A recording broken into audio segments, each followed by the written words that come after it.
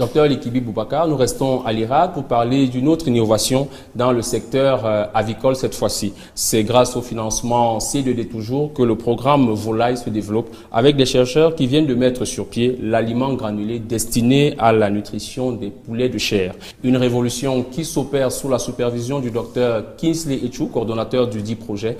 Le reportage est signé de Merveline Tapi et Arnaud Ndal.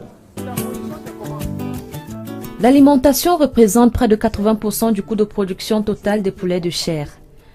Pour le baisser et améliorer la rentabilité de cette activité, il est nécessaire de valoriser les produits locaux tels que la peau de manioc et les rejets de riz en les incorporant dans la formulation des aliments des volailles. Toujours dans ce processus d'amélioration de l'aliment, mais surtout de la réduction du coût de production, le Dr Kingsley Etchou propose désormais à travers le projet CD2 Volaille, dont il est le coordinateur national depuis presque un an, des aliments granulés. Un autre projet financé par le contrat de désendettement et de développement CD2 Volaille à l'Institut de recherche agricole pour le développement. Une innovation qui tombe à point pour les éleveurs.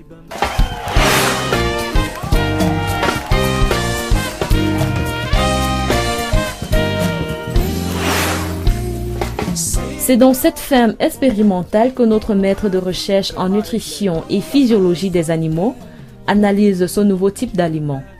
Il a été mis à sa disposition ce laboratoire où sont étudiées toutes les composantes. Tous les bâtiments-ci, c'est le CDD qui a fait l'aménagement pour tout. Même certains matériels que tu vois ici. Ça, c'est le pot de manioc. Quand on prend comme ça, au niveau des producteurs, le pot, on lave ça bien. On sèche ça sous le soleil. À peu près, ça dépend de la température. On utilise ça maintenant. Comme c'est séché comme ça, on ramène ça au labo. Dans le labo, on fait l'analyse.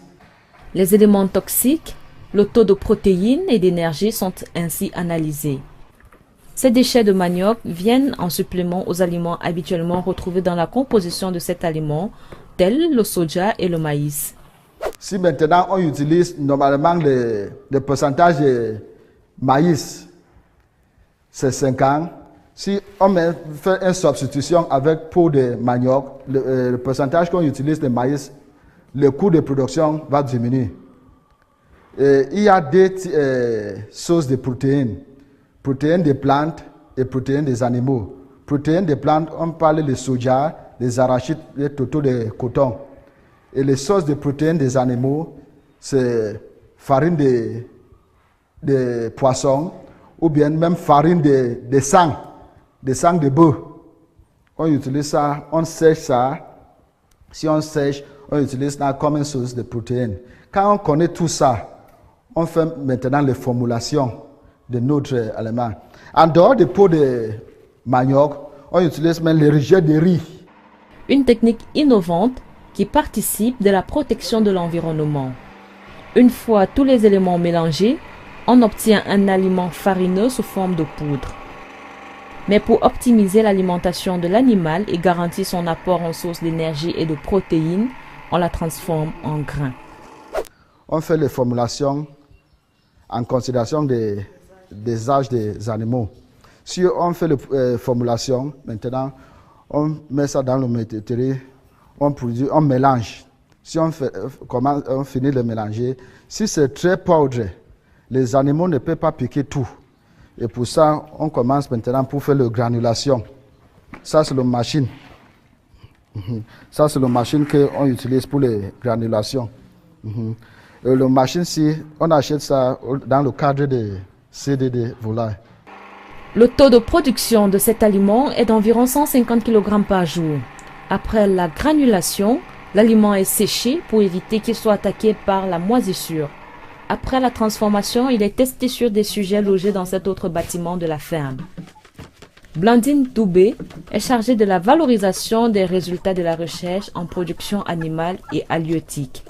Ici à l'IRAD, nous avons des produits qui sont analysés à la base et qui doivent rentrer entièrement dans la composition de l'alimentation de l'animal et pour couvrir ses besoins en énergie et en protéines. Donc, l'avantage de cet aliment granulé, c'est que tous les éléments que nous avons dans l'aliment émietté se retrouvent dans un grain. C'est-à-dire, après avoir granulé l'aliment, tous ces éléments, au lieu que ce soit éparpillé, ça se retrouve dans le grain. Donc, une fois que l'animal a happé cet aliment-là, on est sûr que tous ces éléments-là sont rentrés. Et le résultat semble satisfaisant.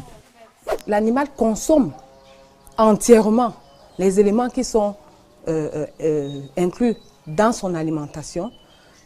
Il va de soi que l'indice de poids, l'indice de consommation et le gain de poids, c'est normal que l'aliment croisse plus rapidement et que l'animal qui consomme l'aliment émietté. Donc, nous avons fait des expériences ici en station et les résultats ont été très très bons. Et vous savez, le poulet est essentiellement granivore. Donc, à la base, il consomme des grains. Bien que l'on soit face à un aliment amélioré, la santé de l'animal est à prendre en considération. Une bonne santé permet à l'animal de mieux manger et de mieux croître, tel que nous l'explique Gatien Enamou Banga, responsable de la santé animale. Pour garantir les meilleurs résultats, il faudrait que l'animal ait un état de santé appréciable. On passe par deux types de prophylaxie. Nous avons une prophylaxie médicale et une prophylaxie sanitaire. La prophylaxie médicale se fait avant l'entrée des poussins et pendant l'élevage. Donc, avant l'entrée des poussins, elle consiste à désinfecter le bâtiment, désinfecter les mangeoires et les abreuvoirs. Pendant l'élevage, donc quand les poussins sont déjà là, elle consiste en fait à garantir l'hygiène dans le bâtiment. Pour la prophylaxie médicale, elle consiste en fait à donner certains antibiotiques, vitamines, minéraux, anticoccidiens et vaccins de 0 à 45 jours. Un savoir-faire que l'IRAD souhaite mettre à la disposition des paysans après 2 mois d'expérience concluant. Olivier Ngomsi, membre de l'équipe, est responsable de la ferme expérimentale. Actuellement, dans le cadre du projet CE2 Volaille, ce que nous comptions faire, c'est organiser des formations. Dans le cadre de la dissémination de la nouvelle technologie qu'est l'aliment granulé. Et déjà avant de même faire cette formation, nous avons eu un séminaire de formation avec le CIRAD en présence de tous les partenaires. Nous avons présenté la technologie et ils ont reçu cette technologie de façon très positive. Ils n'attendent que nous pour pouvoir mieux savoir ce qu'il en est, comment ils vont faire pour acquérir la machine, comment est-ce qu'ils comptent utiliser la machine. De leur côté, les fermiers se préparent d'ores et déjà à acquérir cet aliment nouveau. Olivier Mapouré a même déjà expérimenté ce produit qu'il a découvert au cours d'un séminaire de formation il y a quelques jours seulement. J'ai beaucoup apprécié l'aliment granulé parce que déjà, les animaux optimisent en énergie lorsqu'ils sont en train de consommer.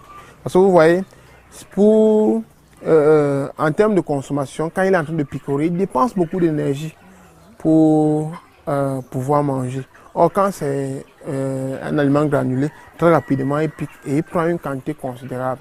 L'aliment granulé est complet. Parce que lorsque vous êtes en train de picorer, vous prenez un peu de tout, mais vous n'êtes pas sûr que ce qu'il a pris à l'instant va combler tous les besoins en énergie, en protéines, en acides aminés. Donc, j'apprécie beaucoup l'aliment granulé. Il souhaite tout simplement que cette innovation soit le plus tôt vulgarisée afin que la filière avicole et la production animale accroissent grâce à cet aliment granulé.